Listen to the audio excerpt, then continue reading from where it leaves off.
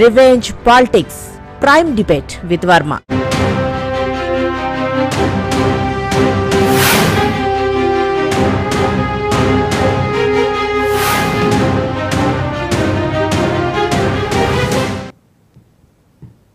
నమస్తే, welcome to 99 report. నేను ప్రియాంక.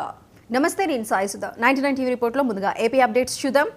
కూటమి ప్రభుత్వం ఏడాది పాలనలో చాలా అద్భుతాలు చేసిందని నరసరావుపేట ఎమ్మెల్యే చదలవాడ అరవింద్ బాబు అన్నారు.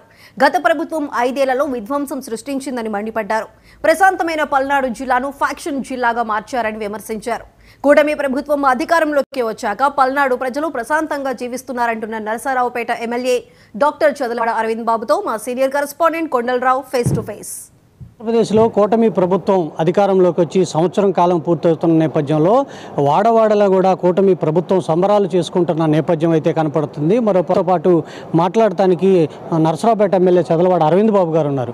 సార్, ఎలా చూడొచ్చు? సంవత్సరం పాలన పూర్తవుతుంది, మీరు సంక్షేమ కార్యక్రమంలో ముందుకు దూసుకెళ్తున్నారు, మీరందరూ కూడా సంబరాలు చేసుకుంటున్న పరిస్థితి ఉంది, ఎలా ఫీల్ అవుతున్నారు? అంటే ఉమ్మడి కూటమి ఏర్పడిన తర్వాత చంద్రబాబు నాయుడు గారు ముఖ్యమంత్రిగా, మన పవన్ కళ్యాణ్ గారు డిప్యూటీ సీఎంగా అందరూ కూడా పరిపాలన బాగా చేస్తూ ఉన్నారు. మేము ఏదైతే అందరం కూడా కష్టపడ్డామో నష్టపోయామో 5 ఏళ్ళు కష్టపడిన తర్వాత ఒక మంచి ప్రభుత్వాన్ని ఎన్నుకోవడం జరిగింది. ఈ మంచి ప్రభుత్వం వచ్చిన తర్వాత మేమందరం కూడా ప్రజలు సంతోషంగా ఉన్నారు. మరి ఎక్కడ కూడా అవినీతిగా దుర్మార్గాలు లేకుండా ప్రభుత్వ పరిపాలన సాగుతూ ఉంది. గడిచిన 5 ఏళ్ళు గుర్తుపెట్టుకుంటే కనుక ప్రజలందరూ కూడా చరిత్రను తిరగరాసుకుంటే మరి ప్రజలు పడిన కష్టాలు కానీ, మరి కనీసం ఇళ్లలో రాత్రి పడుకోవడానికి కూడా భయపడే రోజులు అవి. వ్యాపారస్తులు వ్యాపారాలు చేసుకోవడానికి భయపడే రోజులు, ఆడపిల్లలు రోడ్డు మీద తిరగాలంటే భయపడే రోజులు, అటువంటి రోజులు అవన్నీ కూడా. మరి నిజంగా పెద్ద పెద్ద వ్యాపారవేత్తలు కానీ, చిన్న చిన్న వ్యాపారస్తులు, మరి రోడ్ల మీద కూరగాయలు పళ్ళు అమ్ముకునే వాళ్ళు కూడా భయపడే రోజులు అవన్నీ కూడా. అందువల్ల ఇవన్నీ కూడా కష్టాలు తీరిపోయి మనకి వాళ్ళ సంతోషంగా బతుకుతున్నారు. ఎవరి పని వాళ్ళు చేసుకొని ప్రశాంతంగా జీవిస్తున్నారు. నిజంగా అయితే ప్రశాంతమైన వాతావరణం వాళ్ళ రాష్ట్రంలో ఉంది. మరి గడిచిన 5 ఏళ్ళకి ఇప్పటికి తేడా అదే. ఈ ప్రశాంతతను చూసి మరి వైసీపీ నాయకులు జగన్మోహన్ రెడ్డి కానీ, లేకపోతే నరసరావుపేటలో గోపిరెడ్డి శ్రీనివాసరెడ్డి మాజీ ఎమ్మెల్యే వీళ్ళందరూ కూడా ఏంటంటే వెక్కి ఏడుస్తున్నారు, నేల మీద డోళ్ళు ఏడుస్తున్నారు. ఎందుకంటే ప్రభుత్వం బాగుంది, పరిపాలన బాగుంది. ఇప్పుడు వాళ్ళు ఎన్ని రాళ్ళు వేద్దాం అనుకున్నా కానీ, ప్రజల్లో అశాంతిని నెలకొల్పుదామన్నా కానీ ప్రజలు ప్రశాంతంగా ఉన్నారు. వీళ్ళ మాటలు నమ్మే పరిస్థితి లేదు. అందుకనే వీళ్ళని గద్దె దించారు. మరి 11 సీట్లతోటి పక్కన కూర్చోబెడతాం జరిగింది. కనీసం ప్రతిపక్ష హోదా కూడా రాని పరిస్థితి. మరి ఇవాళ నరసరావుపేట చూస్తే మాజీ ఎమ్మెల్యే గోపిరెడ్డి శ్రీనివాసరెడ్డి ఒక 200 మంది స్టూడెంట్ని తీసుకొని ధర్నా చేయడం జరిగింది. మరి కొన్ని వేల మంది వచ్చారు అని ఆయన ఏదో సంతోషపడతా ఉన్నాడు. నిజంగా మీరు పరిపాలన బాగుంటే, మీరు అవినీతి దుర్మార్గం లేకుండా ఉండుంటే మీరే గెలిచుండేవాళ్ళు. అది తెలుసుకోవాలి మీరు. జగన్మోహన్ రెడ్డి కానీ, వైసీపీ నాయకులు కానీ, మరి మాజీ ఎమ్మెల్యే గోపిరెడ్డి శ్రీనివాసరెడ్డి కానీ తెలుసుకోవాలి. అరవింద్ బాబు మంచోడు, నీతి నిజాయితీ ఉన్నాడు కాబట్టి నన్ను గెలిపించారు ప్రజలు. ఆ ధైర్యం నాకుంది, నా దమ్ము ధైర్యం నాకుంది. నేను ఎలక్షన్ చేశాను, నిన్ను ఓడించాను. ఇది మా కష్టంతో మేము గెలిచాము. మా పార్టీ మీద, టీడీపీ, జనసేన, బీజేపీ మీద నమ్మకంతో ప్రజలు వాళ్ళు మమ్మల్ని గెలిపించడం జరిగింది. అదేవిధంగా అభివృద్ధి కార్యక్రమాలు కానీ, హామీలు కానీ అన్నీ కూడా నెరవేర్చడానికి చంద్రబాబు నాయుడు గారు కానీ, పవన్ కళ్యాణ్ గారికి సిద్ధంగా ఉన్నారు. ఒక్కొక్కటి హామీ నెరవేర్చుకుంటూ మేము వెళ్తాం. ఎక్కడ కూడా ప్రజలకి నష్టం కలగజేయము. అయినా మీకెందుకు అంత వెక్కి ఆడాల్సిన అవసరం ఏముంది? ప్రజలు మమ్మల్ని ప్రశ్నిస్తారు, మేము వాడు సమాధానం చెబుతాము. ప్రతిపక్ష హోదా లేదు, మీరు ప్రజల్లో లేరు, ఆల్రెడీ ఓడిపోయి ప్రతిపక్షంలో ఉన్నారు, ఎక్కడ కూడా జనాల్లోకి రారు. గడిచిన 5 ఏళ్ళుగా ప్రతి వ్యవస్థను పాడు చేసిన ప్రభుత్వం ఈ వైసీపీ ప్రభుత్వం. కాలువలు పూడికి దిగలేదు, రోడ్డు బాగు చేయలేదు, కనీసం రైతులకి మరి కాలువలకి సాగునీరు కూడా ఇవ్వలేని పరిస్థితిలో మరి గత ప్రభుత్వం ఉంది. ఇవాళ అన్ని పనులు మేము దగ్గరుండి చేస్తున్నాము. ఒక్కసారి బయటకు వచ్చి చూడండి. మంచి నాయకులు నారా చంద్రబాబు నాయుడు గారు, పవన్ కళ్యాణ్ గారు, అదేవిధంగా నరేంద్ర మోడీ గారి ఆశీస్సులతోటి ఇవాళ మనం అందరం కూడా ప్రశాంతంగా ఉన్నాము. అన్ని కార్యక్రమాలు జరుగుతున్నాము. మన నాబార్డు నుంచి నిధులు తీసుకురావడం జరిగింది. ఎన్ఆర్జీఎస్ నిధులు కానీ 200 కోట్లతోటి వాళ్ళ నరసరావుపేట అసెంబ్లీ సెగ్మెంట్ని మేము అభివృద్ధి చేయడం జరిగింది. కాలువలు పూడికి తీస్తున్నాము, రోడ్లు వేయిస్తున్నాము, కలవట్లు కట్టిస్తున్నాము, ఫ్లైఓవర్లు కట్టిస్తున్నాము, ఎన్నో కార్యక్రమాలు చేస్తున్నాం. ప్రభుత్వ పరంగా కాకుండా కార్యకర్తలు, నాయకులు అందరం కూడా కలిసికట్టుగా పనిచేసి చీపుర్లు పార్లు తీసుకుని మేమే రోడ్లు శుభ్రం చేస్తున్నాం. ఎందుకంటే 5 ఏళ్ళుగా పాడుపడిన మరి కాలువలు వీటన్నిటిని పూడికి తీయాలంటే ప్రభుత్వం ఒక్కటి చేయలేదు కాబట్టి ప్రజల సహకారంతో మేమందరం కూడా ముందుకెళ్తా ఉన్నాము. అదేవిధంగా మరి మహాశివరాత్రి పండుగను కూడా ఎంతో చక్కగా చేయడం జరిగింది. 5 ఏళ్ళుగా మీరు ఏదైతే ఆ దేవాలయాన్ని పాడు పెట్టారో ఆ దేవాలయాన్ని కూడా బాగు చేసుకుని ఎంతో చక్కగా 25 లక్షల మంది ప్రజలు టీడీపీ కావచ్చు, జనసేన, బీజేపీ కావచ్చు, వైసీపీ నాయకులు, కార్యకర్తలు కూడా మేము దగ్గరుండి అన్ని విధాలు కాపాడుకుంటాము.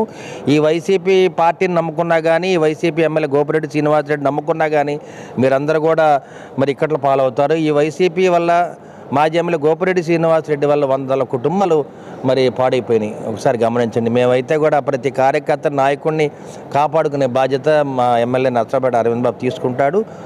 వైసీపీ నాయకులకి, కార్యకర్తలు కూడా అరవింద్ బాబు అండగా ఉంటాడు. ఇది వాళ్ళు నన్ను నమ్ముతారు. అందుకని రాబోయే కాలంలో అందరూ కూడా ఎవరైతే మంచి నాయకుడు ఉన్నాడో వాళ్ళని కాపాడే బాధ్యత ప్రజలే తీసుకుంటారు. ఇది గత 5 ఏళ్ళలో అరాచక పాలన చూశారు. ఒక సంవత్సరంలోనే మంచి ప్రభుత్వాన్ని చూస్తున్నారు. ప్రజలంతా ఆనందంగా ఉన్నారు. వైసీపీ అనవసరంగా రాద్ధాంతం చేస్తుందంటూ కూడా చదలవాడ అరవింద్ బాబు చెప్తున్న పరిస్థితి. మరోవైపు పల్నాడులో ప్రశాంతమైన వాతావరణం ఉంది. పల్నాడులో కూడా అందరూ ప్రశాంతంగా ప్రజలందరూ కూడా ఉన్నారని చెప్పి అరవింద్ బాబు చెప్తున్న పరిస్థితి అయితే కనపడుతుంది. కెమెరా పర్సన్ పవన్తో కొండలరావు, అమరావతి నుంచి.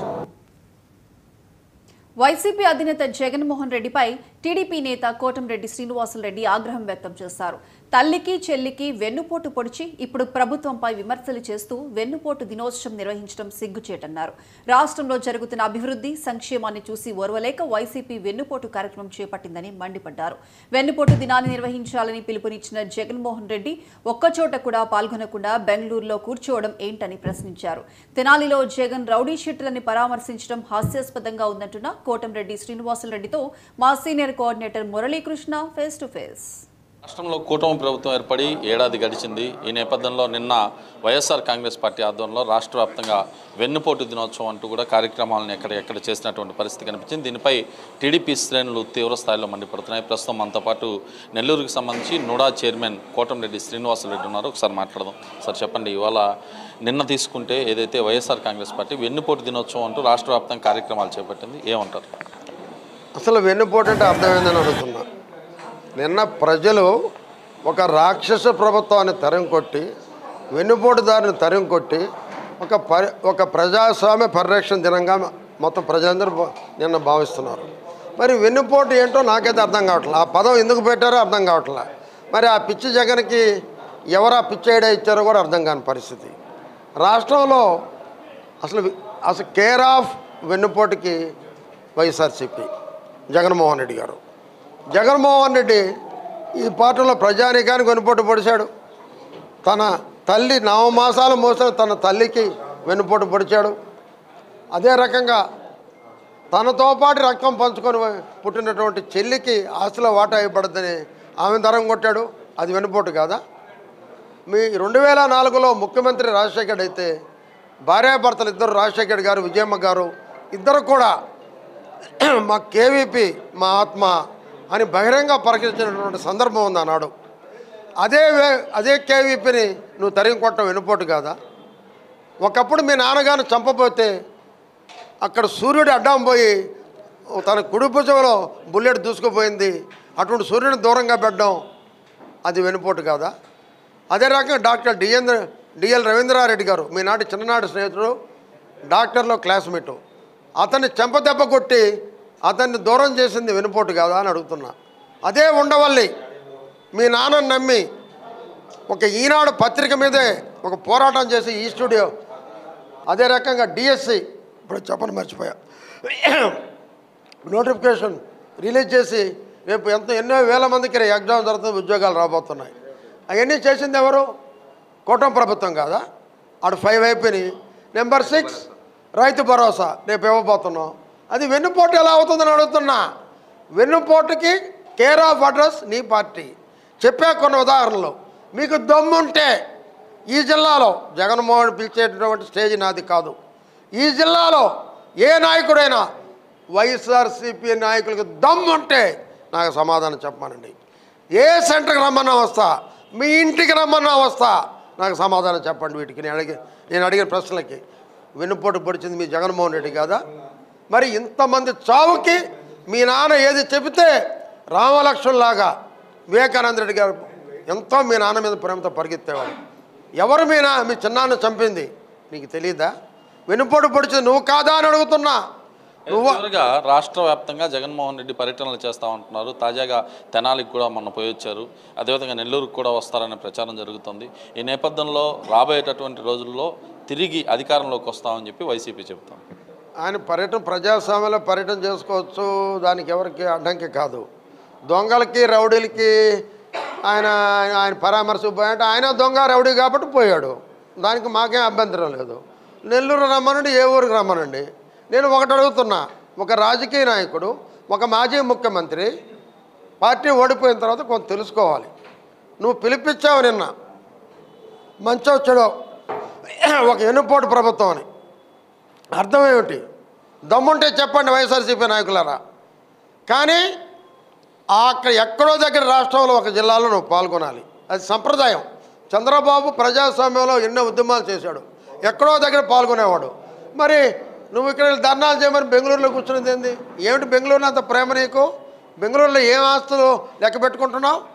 ఎన్ని లక్షల కోట్లు ఉన్నాయి, వాటిని దాపెట్టుకునే భద్రతలో ఉన్నావు. వెన్నుపోటు దారుడు నువ్వే, హంతకుడు నువ్వే, ఈ రాష్ట్రాన్ని సర్వనాశనం చేసేది నువ్వే. దమ్ముంటే సమాధానం చెప్పమని వైఎస్ఆర్సీపీ నాయకులు డిమాండ్ చేస్తున్నాను.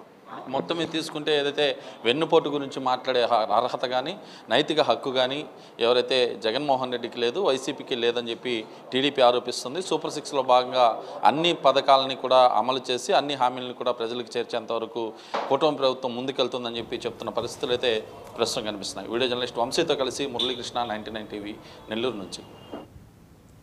కాకినాడ జిల్లా వ్యాప్తంగా మద్యం విక్రయాలు విచ్చలవిడిగా సాగుతున్నాయి. వైసీపీ హయాంలో మద్యం షాపులను ప్రభుత్వం కొనసాగించగా ప్రస్తుతం కూటమి ప్రభుత్వం వాటిని రద్దు చేసింది. నాణ్యమైన మద్యం తీసుకొస్తామని చెప్పి సిండికేట్ ద్వారా మద్యం షాపులకు వేలంపాట్లు నిర్వహించింది. దీంతో ప్రభుత్వం మద్యం షాపులు కాస్త ప్రైవేటు మద్యం షాపులుగా మారాయి. అయితే ఈ ప్రైవేటు మద్యం షాపులు మండలానికి 4 నుంచి 5 ఉన్నాయి. దీంతో ఇదే అలసుగా తీసుకున్న వైన్స్ యాజమాన్యం పక్కనే ఒక రూమ్ ఏర్పాటు చేసుకుని ఎటువంటి పర్మిషన్స్ లేకుండా విచ్చలవిడిగా మద్యం అమ్మకాలు, బెల్ట్ షాపులు నిర్వహిస్తున్నారు. మరోవైపు మామూళ్ల మత్తులో మునిగిపోయిన అధికారులు చూసి చూడనట్లు వ్యవహరిస్తున్నారు. ఇదే విషయానికి సంబంధించిన మరింత సమాచారం మా ప్రతినిధి కిషోర్ అందిస్తారు.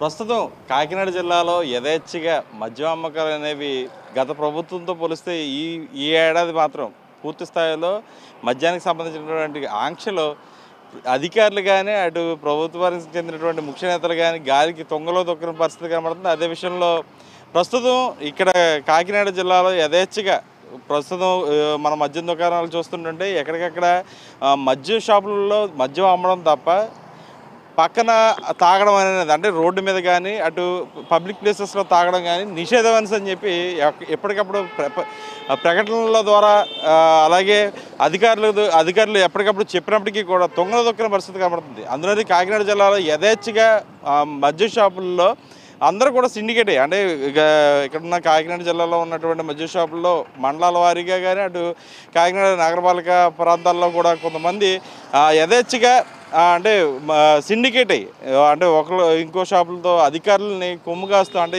అధికారులు అమౌంట్ తీసుకుంటున్నారా లేకపోతే ఇటువంటి అంటే ఎప్పటికప్పుడు ఇన్స్పెక్షన్ చేస్తున్న పరిస్థితి కనబడుతుంది. కానీ ఇక్కడ ఉన్న మద్యం షాపుల్లో మాత్రం అంటే మద్యం షాప్ ఇప్పుడు మన కెమెరామెన్ చూపిస్తున్న విధంగా ఎక్కడైతే మద్యం షాప్ ఉందో ఈ మద్యం షాపుల్లో పక్కనే ఒక రూమ్ని ఏర్పాటు చేసి ఈ మద్యం షాప్కి దీనికి అసలు స్పేసెస్కి సంబంధం లేదు. కానీ ఖచ్చితంగా కూడా ఎట్టి పరిస్థితుల్లో కూడా బార్ లైసెన్స్ సెపరేట్గా వారికి ఇచ్చినప్పుడు, అంటే గత ప్రభుత్వంలో ఇచ్చిన పర్మిషన్లో ఇప్పటికి ఈ డిసెంబర్ నాటికి క్లోజ్ అయ్యే పరిస్థితి ఉంది. కానీ అధికారులు అంటే ఎక్సైజ్ డిపార్ట్మెంట్ ఇప్పటికే కళ్ళు మూసుకునే పరిస్థితి కనబడుతుంది. ఎందుకంటే ఈ కాకినాడ జిల్లా మొత్తం అంతటా కూడా మద్యం దుకాణాలు యథేచ్ఛగా మద్యం షాపుల్లో పక్కన అంటే వాటర్ బాటిల్స్, వాటర్ ప్యాకెట్లు, కూల్ డ్రింక్స్ అలాగే స్టఫ్ ఏదైతే మద్యానికి సంబంధించినటువంటి స్టఫ్ ఏదైతే ఉందో వాటిని సెపరేట్గా పక్కన పెట్టి కస్టమర్లు జోబీ కాచేసే పరిస్థితి కనబడుతుంది. అంటే ఇక్కడ ఉన్న ఈ ఒక్క షాప్ అనే కాదు, కాకినాడ ఓవరాల్గా కాకినాడ జిల్లాలో అంతటా కూడా ఇదే పరిస్థితి కనబడుతుంది.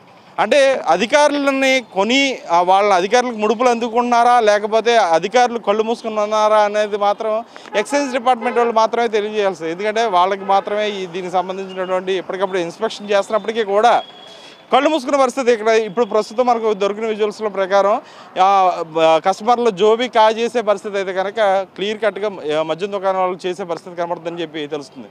కెమెరామెన్ శ్రీనితో కిషోర్, 9 టీవీ, కాకినాడ జిల్లా నుండి. ప్రకృతిని ఆదరించి మొక్కలు నాటాలని, ప్రకృతితో మమేకం కావాలని ప్రకృతి ప్రేమికుడు పాగి వెంకన్న అన్నారు. మొక్కలు ప్రజలకు ప్రాణవాయువు లాంటివని, నాటి ప్రకృతి పర్యావరణాన్ని కాపాడాల్సి ఉందని వెల్లడించారు. ప్రకృతిని ధ్వంసం చేసే వారి పట్ల కఠినంగా ఉండాలని ప్రకృతి ప్రేమికుడు డిమాండ్ చేశారు. పర్యావరణ రక్షణ బాధ్యత ప్రజలందరిపై ఉందని ప్రకృతి ప్రేమికుడు వెల్లడించారు. ప్రభుత్వం మొక్కలు నాటుతూ కాలుష్యం నివారణ కృషి చేయాలని, ప్లాస్టిక్ రహిత సమాజాన్ని ఏర్పాటు చేయడానికి ప్రభుత్వాలు కృషి చేయాలని సూచించారు. ఇదే విషయానికి సంబంధించి మరింత సమాచారం మా రీజనల్ కోఆర్డినేటర్ చిరా రవి అందిస్తారు. ప్రపంచ పర్యావరణ దినోత్సవాన్ని ప్రతి వాడలా జరుపుతున్నటువంటి ఇప్పటికే ఏదైతే తెలంగాణలోని కాదు దేశం మొత్తం కూడా మొక్కలు నాటాలి, పర్యావరణాన్ని కాపాడాలని చెప్పేసి అనేక మంది ఈరోజు మొక్కలు నాటే కార్యక్రమాన్ని తీసుకున్నారు. ఖమ్మం నగరంతో పాటు ఖమ్మం జిల్లాలో విస్తృతంగా మొక్కలు నాటే కార్యక్రమాన్ని జిల్లా కలెక్టర్ అధికారులు మొత్తం కూడా ఎక్కడ వర్షాకాలంలో మొక్కలు నాటాలి, అట్లాగే మన సంస్కృతి పెంచాలి, దాంతోపాటుగా ఈ సమాజంలో ఏదైతే పర్యావరణాన్ని కాపాడాలని చెప్పేసి మొత్తం కూడా అధికారులు ఒకవైపు కృషి చేస్తున్నారు. ఇక్కడనే పర్యావరణ ప్రేమికులు అట్లాగే ప్రకృతి ప్రేమికులు పాగి వెంకన్న గారు ఉన్నారు. వారిని అడిగి తెలుసుకున్నాం. ఈరోజు ఏదైతే మొక్కలు నాటాలి, పర్యావరణాన్ని పెంచాలనేటువంటి ప్రభుత్వ కార్యక్రమం ఎలా ఉన్నది, ఇంకా ఎలా చేస్తే బాగుంటుందని కోరుకుంటున్నాను. ఇది మంచి ఆలోచన. ప్రభుత్వం కానీ ప్రజలు కానీ నిత్యం తీసుకోవాల్సిన ఇది. ప్రకృతిని ఎంత ప్రేమిస్తామో, మొక్కని ఎంత ప్రేమిస్తామో, చెట్టుని ఎంత ప్రేమిస్తామో అంత ఆహ్లాదకరమైన వాతావరణం ఇస్తుంది, మంచి పండునిస్తుంది, మంచి ఆక్సిజన్ ఇస్తుంది. ఈ ప్రపంచంలో కావాల్సిందల్లా మనకి మొక్క, చెట్టే మనకు ప్రాణం.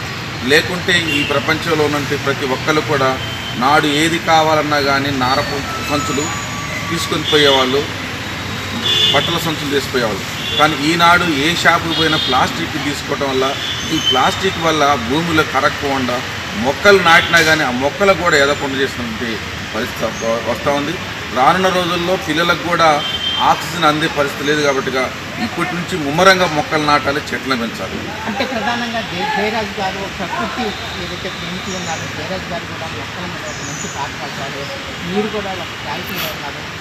ఆయన పాట ఉంటే ఒక పాట తప్పకుండా. పచ్చని చెట్టును నేనురా, పాలుగారే మనసు నాదిరా, కొమ్మను నేరమ్మను నీకు తోడుగా ఉండే అమ్మను, పచ్చని చెట్టును నేనురా, పాలుగారే మనసు నాదిరా, పాలుగారే మనసు నాదిరా. మీరు కూర్చుంటే కుర్చీ పీటలం, మీరు నిలుచుంటే పందిరి మంచలం, తాతయ్య చేతుల్లో కర్రను, అమ్మమ్మ చేతుల్లో కవ్వము, మీరు పాడేటి పిల్లని గ్రోవెను, మీరు పాడేటి పిల్లని గ్రోవెను, మీరు రాసేటి పుస్తకం పేపరు, పచ్చని చెట్టును నేనురా, పాలుగారే మనసు నాదిరా, పాలుగారే మనసు నాదిరా.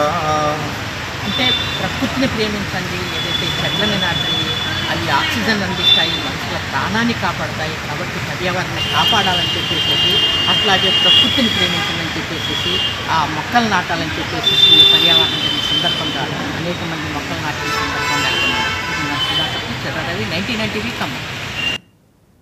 ములుగు జిల్లాలో రైతులు ముందుగానే విత్తనాలు నాటడం ప్రారంభించారు. వ్యవసాయ అధికారులు మండల స్థాయిలో పర్యటించి అవగాహన సదస్సులు నిర్వహిస్తున్నా రైతులు పట్టించుకోవటం లేదనే ఆరోపణలు వినిపిస్తున్నాయి.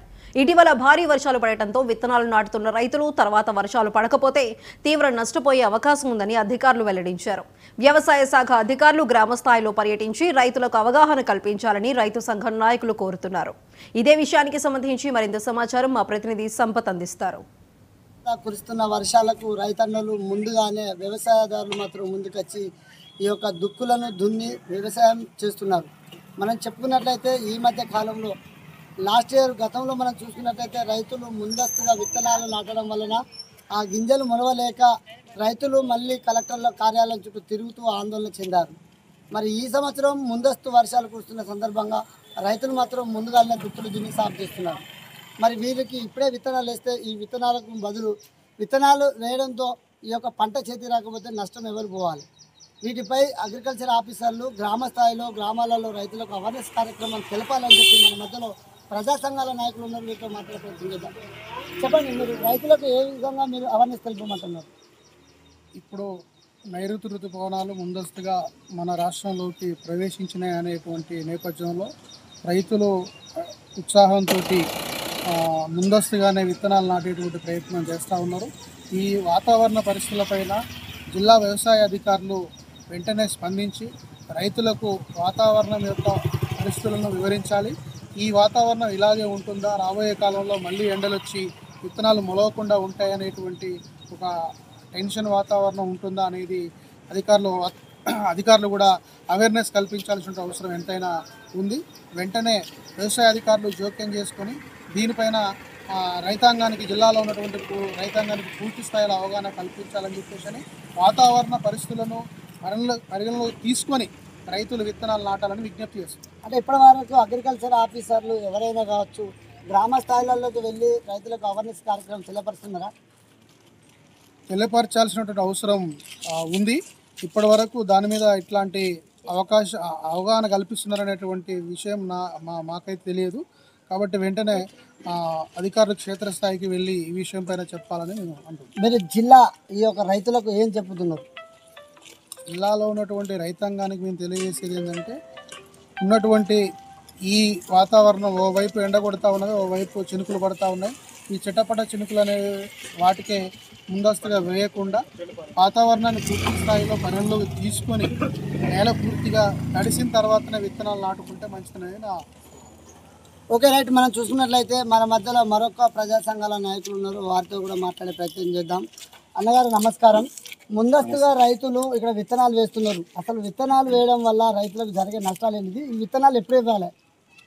సరే, నా పేరు జంపాల రవీందర్. నేను సిపిఐ పార్టీ జిల్లా స్థాయి కార్యదర్శిని. వాస్తవానికి రైతాంగం తొందరపాటుగానే ఇప్పుడైతే విత్తనాలు వేసినట్టు అనిపిస్తూ ఉంది మాకు. ఏదైతే నైరుతి ఋతుపవనాలు వచ్చినాయి అనేది ఒక వాతావరణ శాఖ వాళ్ళు ఒక రకంగా వాళ్ళు దాన్ని హైక్ చేయడం, దాన్ని అనుసరించి ఏదో 4-5 వర్షాలు పడగానే రైతాంగం ఇప్పటికే దాదాపు ఒక 60% వరకు విత్తనాలు వేయడం జరిగింది. భూమి నార్లు పోయడం జరిగింది, పత్తి వేశారు, అన్నీ రకరకాల పంటలు ఆల్రెడీ వేసాను. మరి ఇప్పుడు 3 రోజుల కాంచి ఎండలు కొడతా ఉంటే రైతాంగం చాలా ఇబ్బంది పడుతూ ఉన్నారు. ఈ 2 రోజులు ఈ రోజు కానీ రేపు కానీ వర్షం పడకపోతే మా బతుకు నాశనం అని ఇప్పటికే మా దగ్గరికి వస్తూ ఉన్నారు వాళ్ళందరూ. మేము కూడా క్షేత్రస్థాయిలో వెళ్ళి చూస్తూ జరుగుతాం. వాస్తవానికి ఏంటంటే రైతాంగం వాళ్ళు తెలిసి తెలియని వ్యవహారంలో కొనసాగుతున్నారు. మొదటి నుంచి కూడా వర్షాల మీదనే ఆధారపడి జీవిస్తారు. కాబట్టి వాళ్ళు వర్షం పడగానే మేము ముందుగా పంటలు తీసుకుంటే బాగుంటుందనే ఉద్దేశంతో వేల రూపాయలు పెట్టి విత్తనాలు తీసుకొచ్చి వేయడం. మరి ఆ విత్తనాలన్నీ సరైన ఇక వర్షం లేకపోతే మొత్తం ఎండిపోయి లక్షలాది రూపాయల నష్టం జరుగుతుంది. మరి వాస్తవానికి ఈ అంశాన్ని పూర్తి స్థాయిలో వ్యవసాయాధికారులు, జిల్లా రెవెన్యూ యంత్రాంగం వీళ్ళందరూ కూడా కలిసికట్టుగా, లేదా ఇంకా ప్రభుత్వ ప్రజాప్రతినిధులు కూడా రైతాంగాన్ని మేలుకొల్పాల్సిన అవసరం ఉన్నది. ఇప్పుడే వెంటనే తొందరపడకండి, మీరు విత్తనాలు ఇప్పుడే వేయకండి, పూర్తి స్థాయిలో భూమి తడవాలి, పూర్తిగా తడిచిన తర్వాతనే వేయండి అని వాళ్ళకు ఎడ్యుకేట్ చేయాల్సిన అధికారులు వాళ్ళు ఎక్కడున్నారో అర్థమవుతుంది. వాస్తవం వ్యవసాయ అధికారులు అయితే ఇప్పటికే క్షేత్రంలో తిరగాలి వాళ్ళు, కానీ ఎక్కడ తిరిగేది లేదో వాళ్ళు అసలు కనిపిస్తలేదు. వాస్తవానికి సిపిఐ పార్టీగా మేమైతే చెప్పదలుచుకున్నాం. ఇప్పటికైనా కూడా మరి వాళ్ళు చెప్పకపోవడం మూలాన రైతాంగం తొందరపడి విత్తనాలు వేయడం మూలాన నష్టం జరిగితే మళ్ళీ వాళ్ళ రైతులందరూ వచ్చేసి వ్యవసాయ క్షేత్రాల ముందు కానీ లేదా ఫర్టిలైజర్ వాళ్ళు ఎక్కడైతే సీడీస్ అక్కడ కానీ ఆందోళన చేసే పరిస్థితి ఉంటుంది. మరి అప్పుడు ఎవరు బాధ్యత వహించారు వాళ్ళు? మరి లక్షలాది రూపాయల నష్టం జరుగుతుంది, ఆ నష్టం ఎవరు ఇవ్వాలి? కాబట్టి మేమేమంటున్నామంటే వెంటనే అధికారులు అప్రమత్తమై ఇప్పటికైనా కూడా ప్రతి విలేజ్లో ఒక సమావేశాలు ఏర్పాటు చేసి వాళ్ళందరూ కూడా వాళ్ళని ఎడ్యుకేట్ చేయాలి. ప్రస్తుతం వరకు విత్తనాలు ఏదైతే ఒలికెత్తని ఉన్నాయో వాళ్ళని ఎడ్యుకేట్ చేయాలి. మళ్ళీ అవసరమైతే వాళ్ళకు నష్టపరాలు కూడా ఇవ్వాల్సిన పరిస్థితి వస్తుంది. త్వరలో వాళ్ళు ఆందోళన దిగే పరిస్థితులు ఉన్నాయి. కాబట్టి దయచేసి వెంటనే రెవెన్యూ యంత్రాంగం మరియు ఎవరు అగ్రికల్చర్ వ్యవసాయ అధికారులు మొత్తం కూడా క్షేత్రస్థాయికి వెళ్ళి రైతాంగానికి ఎడ్యుకేట్ చేసి వాళ్ళకు అవేర్నెస్ కల్పించాలని, ముందస్తు వాళ్ళకు యాక్షన్ తీసుకొని వాళ్ళ మీద వాళ్ళకు తెలియజేయాలని మేము ఈ సందర్భంగా సిపిఐ పార్టీగా తెలియజేస్తూ ఉన్నాం. మరి ఇది వెంటనే వాళ్ళు చర్య తీసుకోవాలి, చెప్పాలి. లేదంటే రైతాంగం వచ్చేసి మళ్ళీ విత్తనాలు కావాలి మాకు అనే ఉద్దేశం లొల్లి జరుగుతుంది. దానికి మనం చూసుకున్నట్లయితే ఇప్పటికే ఇది రోని మాసం కూడా వెళ్ళలేదు. రోని మాసం వెళ్ళే ముందుకు 2 వాన చిరుకులు పడుతున్న రైతులు దాదాపుగా ఇప్పటికీ మీరు అన్నట్టు 60-70% రైతులు విత్తనాలు ఇచ్చారు. దీనిపై జిల్లా స్థాయి అగ్రికల్చర్ అధికారులు ఏమైనా రైతులకు అవేర్నెస్ తెలియపడుతున్నారంటారా? వారికి మీరు ఏం చెప్తున్నారు? ఇప్పటి వరకు అయితే వ్యవసాయ అధికారులు ఎక్కడ తెలిపినట్టు లేదు. వాళ్ళు చెప్పకపోవడం మూలాన రైతులకు ఏదైతే ఉన్నదో ఆ ప్రకారంగా వేస్తూ ఉన్నారు. కానీ ఇప్పుడు పడ్డ వర్షాలకైతే విత్తనాలు వేయదు. వాస్తవానికి భూమి పూర్తిగా తడవాలి, తడిచిన తర్వాత వేయాలి. కానీ అధికారులు ఎక్కడ చెప్పింది అయితే లేదు. ఇప్పటికైనా వెంటనే రైతాంగాన్ని వాళ్ళు ఎడ్యుకేట్ చేయాల్సిన పరిస్థితి ఉన్నది. విత్తనాలు తొందరపడి వేయద్దు అనే సంగతి చెప్పాలి. లేదంటే వాళ్ళు కూడా బాధ్యత వహించాల్సి వస్తుంది భవిష్యత్తు. Okay right. మనం చెప్పుకున్నట్లయితే ములుగు జిల్లా కేంద్రంలో ఇప్పటికే 60.7% వరకు రైతులు మాత్రం విత్తనాలు వేయడం జరుగుతుంది, అటు నార్లు పోయడం జరుగుతుంది. ఇప్పటికీ రోని మాసం మాత్రం వెళ్ళలేదు. ఋతుపవనాలు కేరళ తీరాన్ని దాటాయని చెప్పి వాతావరణ శాఖ తెలిపిన వివరాల ప్రకారం రైతులు మాత్రం ముందస్తుగా విత్తనాలు నాటుతున్నారు. మరి విత్తనాలు నాటుతున్న రైతులకు అవేర్నెస్ జిల్లా స్థాయి అగ్రికల్చర్ అధికారులు తెలియపరుస్తున్నారా? మనం జిల్లా స్థాయి అధికారిని ఫోన్లో మాట్లాడించే ప్రయత్నం చేస్తే ఇప్పటివరకు జిల్లా స్థాయి అధికారి మన ఫోన్ కూడా 99 ఫోన్ కూడా స్పందించడం జరగలేదు. కావున మనం చూసుకున్నట్లయితే ఇక్కడ ఉన్నటువంటి రైతాంగాన్ని ముందస్తుగా రైతులకు అవేర్నెస్ తెలపాలి. రైతులు నష్టపోతే రేపు మళ్ళీ వారు కార్యాలయాల చుట్టూ వచ్చి వారిని ఇబ్బందులు పెట్టిన పరిస్థితులు ఏర్పడతాయని చెప్పని ఇక్కడ ఉన్నటువంటి ప్రజా సంఘాల నాయకులైతే తెలియపరిచారు. కెమెరామ్యాన్ రవీందర్తో సంపత్, 99 టీవీ, ములుగు జిల్లా. రెవెన్యూ సదస్సులు నిర్వహించడం వల్ల భూ సమస్యలతో పాటు గ్రామీణ ప్రాంతాల్లో ఘర్షణ వాతావరణం సైతం తగ్గే అవకాశం ఉందని అశోక్ రెడ్డి అన్నారు. నల్గొండ జిల్లాలో ఈ నెల 20న నిర్వహించనున్న రెవెన్యూ సదస్సులతో నల్గొండకు సంబంధించిన అన్ని భూ సమస్యలను పరిష్కరించేలా చర్యలు చేపట్టామని వెల్లడించారు. రెవెన్యూ సదస్సుల నిర్వహణ, భూ సమస్యల పరిష్కారం, గ్రామీణ ప్రాంతాల్లో భూముల సమస్యలతో పాటు మరిన్ని అంశాలను పరిష్కరించే అవకాశం ఉందంటున్న ఆర్డీఓ అశోక్ రెడ్డితో మా senior correspondent Ramakrishna face to face. Telangana రాష్ట్రంలో భూ సమస్యలతో పాటు రెవెన్యూ సమస్యలు పరిష్కరించడం లక్ష్యంగా తెలంగాణ రాష్ట్ర ప్రభుత్వం రెవెన్యూ సదస్సులకు శ్రీకారం చుట్టింది. దీనిలో భాగంగా ఇప్పటికే 2 దశల్లో రెవెన్యూ సదస్సులు పూర్తిగా 3వ దశ రెవెన్యూ సదస్సులు ఈ నెల 20వ తారీఖు వరకు జరగనున్నాయి. రెవెన్యూ సదస్సుల్లో అధికంగా వస్తున్నటువంటి భూ సమస్యలు పరిష్కరించడం లక్ష్యంగా గతంలో కొంత సర్వేల కొరత ఉన్న నేపథ్యంలో భూముల సర్వే కూడా ఇబ్బంది తలెత్తిన నేపథ్యంలో ప్రస్తుతం సర్వేలను కూడా లైసెన్స్డ్ సర్వేలను ప్రభుత్వం తీసుకొని వారి ద్వారా భూముల సర్వే కూడా చేస్తున్న క్రమంలో భూ సమస్యలన్నింటినీ కూడా ఎక్కడా లేకుండా గ్రామాల్లో భూ సమస్యల పరిష్కారంతో పాటుగా ఎక్కడ కూడా ఘర్షణలు తలెత్తకుండా ఉండేందుకు రాష్ట్ర ప్రభుత్వం అయితే చర్యలు తీసుకుంటుంది. ఇదే అంశానికి సంబంధించి మనతో మాట్లాడడానికి నల్గొండ ఆర్డీఓ అశోక్ రెడ్డి గారు ఉన్నారు. వారిని అడిగి మరిన్ని వివరాలు తెలుసుకుందాం. సార్ నమస్కారం. ప్రధానంగా రెవెన్యూ సదస్సులు పెట్టడానికి గల కారణం ఏంటి? మీకు వస్తున్న ప్రధానమైన సమస్యలు భూ సమస్యలతో ఇంకా ఏ సమస్యలు మీ దృష్టికి వస్తున్నాయి? ముందుగా 99 టీవీకి నా నమస్కారాలు. ఎందుకంటే మేము ఫీల్డ్ లెవెల్లో ఎదుర్కొనేటటువంటి రైతుల నుంచి వచ్చే దరఖాస్తులకు ఏ విధమైనటువంటి చర్యలు తీసుకోబోతున్నాం, రాష్ట్ర ప్రభుత్వం మాకు ఇచ్చినటువంటి ఆదేశాలు, క్షేత్రస్థాయిలో మాకు వస్తున్నటువంటి దరఖాస్తుల మీద మేము తీసుకునే చర్యల గురించి మీ ద్వారా ప్రజానీకాన్ని తెలియజేస్తే రేపటి నుంచి అనగా 5వ తారీఖు నుంచి 20వ తారీఖు వరకు వచ్చేటువంటి పిటిషన్లో కూడా రైతులకు అవగాహన కలిగించే అవకాశం మీ ద్వారా నాకు కలిగినందుకు కృతజ్ఞతలు. నల్గొండ రెవెన్యూ డివిజన్కి సంబంధించి 9 మండలాలు ఉన్నాయి. గౌరవ రాష్ట్ర ప్రభుత్వం పైలట్ మండలంగా నకరికల్ మండలాన్ని తీసుకుంది. నకరికల్ మండలంలో 900 పైచీలకు దరఖాస్తులు వచ్చినాయి. వీటిలో ముఖ్యంగా పిఓటి కేసులు అంటే అసైన్మెంట్ పొందినటువంటి భూములకు సంబంధించి వారి నుంచి కొనుక్కున్నటువంటి ఎలిజిబుల్ పట్టేదారులు మాకు రెగ్యులరైజ్ చేయమని ఒకటి కోరిండ్రు. అంతేకాకుండా గత ప్రభుత్వం తెలంగాణ ఏర్పాటు కంటే ముందు ఉన్నటువంటి సాదాబైన దరఖాస్తులను రెగ్యులరైజ్ చేసుకోవడానికి 2020 అక్టోబర్ మరియు నవంబర్లో అవకాశం ఇచ్చింది. అప్పుడు ఆన్లైన్ చేసుకున్నటువంటి వ్యక్తులు కూడా ఉన్నారు. మేము నకరికల్ మండలంలో గమనించినప్పుడు ముఖ్యంగా మాకు గతంలో తెలియక ఆన్లైన్ చేసుకోలేదు, ఇప్పుడు కూడా అవకాశమే అని చెప్పి సాదాబైనామాకు సంబంధించినటువంటి దరఖాస్తులు ఎక్కువగా వచ్చినాయి.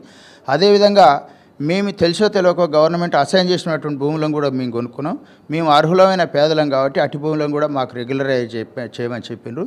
దీంతోపాటుగా తెలంగాణలో సర్వేలో ఒక కొరత ఉన్నందుకు ప్రభుత్వం ఇప్పుడు సుమారుగా 200 పైచికు లైసెన్స్ సర్వేల కోసం నల్గొండలో కలెక్టర్ గారి ఆదేశం మేరకు ఏడీ గారు 2 నెలల శిక్షణ ఇవ్వడం కోసం ఎంజీ యూనివర్సిటీలో వారికి సుశిక్షితులైనటువంటి సర్వేర్లతోటి శిక్షణ ఇప్పించడం జరుగుతూ ఉంది. ఇట్టి విషయంలో ఆ లైసెన్స్ సర్వేర్లు కనుక 2 నెలల తర్వాత సంబంధిత మండలాల్లో క్షేత్రం మీదకి వచ్చినప్పుడు ఈ సర్వే సమస్యలన్నీ కూడా తీరుతాయి. ముఖ్యంగా నల్గొండ జిల్లాకు సంబంధించినటువంటి సర్వే దరఖాస్తులు ఎక్కువగా డిఐ స్థాయిలో పెండింగ్ ఉన్నటువంటిది. ఆ సీనియర్ సర్వేయర్ నార్కట్వేల్ మండలానికి సంబంధించిన సర్వేను డిఐగా మేము డిప్యుటేషన్ తీసుకొని సమస్యలను పరిష్కృతం చేయబోతున్నాం. మేము ఈరోజు రెవెన్యూ సదస్సులో భాగంగా నకరికల్ మండలం, అదేవిధంగా కేతపల్లి మండలం, నార్కెట్పల్లి మండలం సంచరించడం జరిగింది. ముఖ్యంగా మేము నార్కెట్పల్లి మండలం నక్కలపల్లిలో చూసినప్పుడు సర్వే నెంబర్ 144, 145, 146 అనేటువంటి భూములు సీలింగ్ సర్ప్లస్ భూములు మేము అసైన్ చేయడం జరిగింది.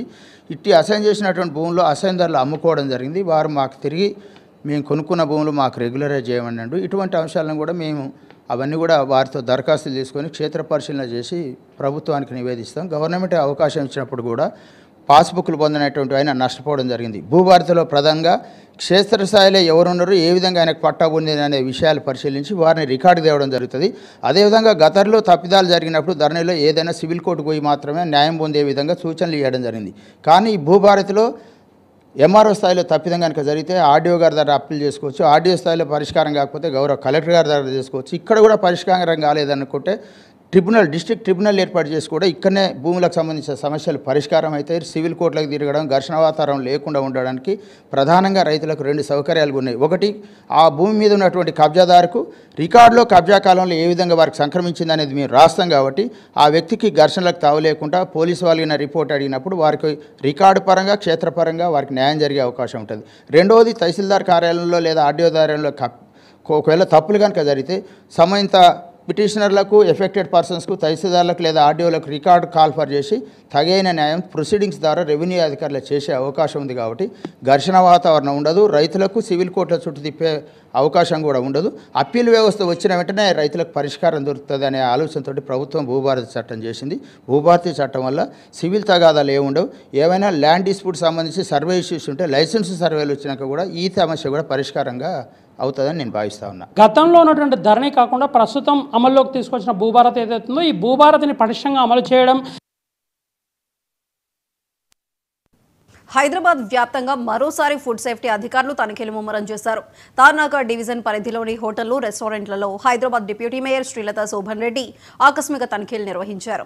శుభ్రత, నాణ్యత ప్రమాణాలు పాటించని హోటళ్లపై కఠిన చర్యలు తీసుకుంటామని హోటల్ యాజమాన్యంను హెచ్చరించారు. వంటగదులు పరిశుభ్రంగా ఉంచాలని, ఎప్పటికప్పుడు తాజా పదార్థాలనే వాడాలని శ్రీలతారెడ్డి సూచించారు. నిబంధనలు పాటించని హోటళ్లపై తక్షణమే చర్యలు తీసుకోవాలని అధికారులను ఆదేశించారు. ఇక హైదరాబాద్ వ్యాప్తంగా మరోసారి ఫుడ్ సేఫ్టీ తనిఖీలపై మరింత సమాచారం మా ప్రతినిధి తేజ అందిస్తారు. జీహెచ్ఎంసీ వ్యాప్తంగా మరోసారి ఫుడ్ సేఫ్టీ అధికారులు అయితే మాత్రం అప్రమత్తం అవటమే కాకుండా పూర్తి స్థాయిలో ముమ్మర తనిఖీలు నిర్వహిస్తున్నారు అన్నట్లుగానే ప్రధానంగా చెప్పాలి. ఫుడ్ సేఫ్టీ అధికారులతో పాటు ఇటు హైదరాబాద్కి సంబంధించినటువంటి మేయర్, అదేవిధంగా డిప్యూటీ మేయర్ శ్రీలత శోభన్ రెడ్డి కూడా పలు ప్రాంతాల్లో ఉన్నటువంటి రెస్టారెంట్లను, అదేవిధంగా హోటళ్లను ముమ్మర స్థాయిలో తనిఖీలు చేస్తున్నటువంటి పరిస్థితిగానే ప్రధానంగా చెప్పాలి. ఎందుకంటే హైదరాబాద్లో నివాసం అంటే హైదరాబాద్లో ఇటు వైఫ్ అండ్ హస్బెండ్స్ ఇద్దరు కావచ్చు, ఇద్దరు కూడా ఉద్యోగాలు చేస్తున్నటువంటి పరిస్థితి ఉంది. ఎక్కడ కూడా వారికి ఇంటికెళ్ళి వంట వండుకునేటువంటి పరిస్థితులు సగానికంటే ఎక్కువ మందికి, అంటే కనీసం 90% వరకు కూడా అందరూ కూడా ఇద్దరు ఉద్యోగాలు కుటుంబాల్లో చేస్తున్నటువంటి పరిస్థితి. ఇలాంటి నేపథ్యంలో వారంతా కూడా హోటళ్లను, అది చిన్న రెస్టారెంట్ల నుంచి పెద్ద రెస్టారెంట్ల వరకు హోటళ్లను లేదంటే రెస్టారెంట్ల పైన ఆధారపడేటువంటి పరిస్థితులే వచ్చాయి. ఇలాంటి నేపథ్యంలో కొన్ని కుటుంబాలు అయితే మాత్రం ఉదయం టిఫిన్తో మొదలు పెట్టుకుంటే మధ్యాహ్నం భోజనం కావచ్చు, ఈ మధ్యాహ్నం స్నాక్స్ కావచ్చు, అదేవిధంగా రాత్రి డిన్నర్ కావచ్చు, ఇవన్నీ కూడా బయట హోటళ్ళ మీద ఆధారపడినటువంటి పరిస్థితి ఉంటుంది. సో ఇలాంటి నేపథ్యంలో అయితే మాత్రం హోటళ్ళు అయితే విపరీతంగా డబ్బులు దండుకునేటువంటి ప్రయత్నం చేస్తున్నారు. కేవలం ఇదే అదునుగా కస్టమర్లకు ఉన్నటువంటి అవకాశం ఏదైతే ఉందో ఆ కస్టమర్కు ఉన్నటువంటి ఆ పరిస్థితినే వీరంతా కూడా అవకాశంగా మార్చుకొని డబ్బులు దండుకుంటున్నారు అనేటువంటి స్థాయిలో కూడా వ్యాఖ్యలు వినిపిస్తున్న నేపథ్యంలో చాలామంది శుభ్రతా ప్రమాణాలు, నాణ్యతా ప్రమాణాలు పాటించడం లేదు, నిల్వ ఉంచిన ఆహార పదార్థాలను ఉపయోగిస్తున్నారు. దీనివల్ల చాలామంది రోగాల బారిన పడుతున్నారు, తీవ్ర అస్వస్థతకు గురవుతున్నారు, ఫుడ్ పాయిజన్ కేసెస్ చాలా ఎక్కువ అవుతున్నాయి అనేటువంటి స్థాయిలో కూడా కొన్ని రకాలైనటువంటి ఫిర్యాదులు వచ్చినటువంటి నేపథ్యంలో కొన్ని రెస్టారెంట్లో అయితే మాత్రం ఇటు బిర్యానీలలో బల్లులు వస్తున్నటువంటి పరిస్థితి, బిర్యానీలో బొద్దింకలు వస్తున్నటువంటి పరిస్థితి.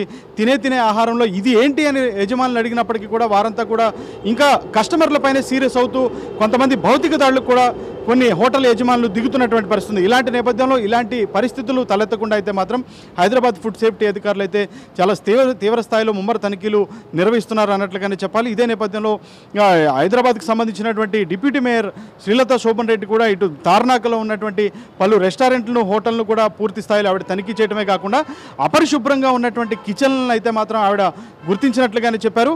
మొత్తంగా ఇటు ఫుడ్ సేఫ్టీ అధికారులకు కానీ లేదంటే హోటల్ యజమానులకు కానీ ఒకటే సూచిస్తున్నారు, ఎట్టి పరిస్థితుల్లో కూడా హోటల్ యజమానులు అంతా కూడా ఏదైతే శుభ్రతా ప్రమాణాలు పాటించండి, నాణ్యతా ప్రమాణాలు పాటించండి, విరివిగా అంటే కిచెన్లు అనేటువంటి పరిశుభ్రంగా ఉంచుకోవాలి. అదేవిధంగా ఆహార పదార్థాలను నిల్వ ఉంచినటువంటి ఆహార పదార్థాలు కాకుండా ఎప్పటికప్పుడు ఫ్రెష్గా ఉన్నటువంటి ఆహార పదార్థాలను వాడాలి. ఎందుకంటే ప్రజల యొక్క ఆరోగ్యంతో చెలగాటం ఆడకూడదు అనేటువంటి స్థాయిలో కూడా డిప్యూటీ మేయర్ శ్రీలత శోభన్ రెడ్డి అయితే మాత్రం ఇటు అధికారులను ఆదేశించడంతో పాటు ఇటు హోటల్ యాజమానులకు కూడా వారు ఒక సూచన చేశారు, ఒక రకంగా ఆదేశించినట్లుగానే ప్రధానంగా చెప్పాలి. ఏది ఏమైనప్పటికీ కూడా హైదరాబాద్ రెస్టారెంట్లలో చాలామంది తినాలంటే భయపడేటువంటి పరిస్థితులు తలెత్తుతున్నటువంటి నేపథ్యంలో ఇలాంటి పరిస్థితులన్నిటికీ చెక్ పెట్టే విధంగా జీహెచ్ఎంసీ అయితే మాత్రం పూర్తి స్థాయిలో చర్యలు తీసుకుంటుంది. ఇదే విధమైనటువంటి ఈ ఫుడ్ సేఫ్టీ అధికారుల తనిఖీలు మరింత ముమ్మరం అవుతాయి. చిన్న హోటల్ దగ్గర నుంచి పెద్ద పెద్ద రెస్టారెంట్లు 5 స్టార్ హోటళ్ల వరకు ఈ విధంగా తనిఖీలు జరుగుతాయనేటువంటిది అయితే మాత్రం హైదరాబాద్ మేయర్ డిప్యూటీ మేయర్ చెప్తున్నట్లుగానే మనం ప్రధానంగా చెప్పాలి. వీడియో జర్నలిస్ట్ జగన్తో తేజ, 99 టీవీ, హైదరాబాద్. రైట్, ఇవి 99 report updates. Keep watching 99 TV.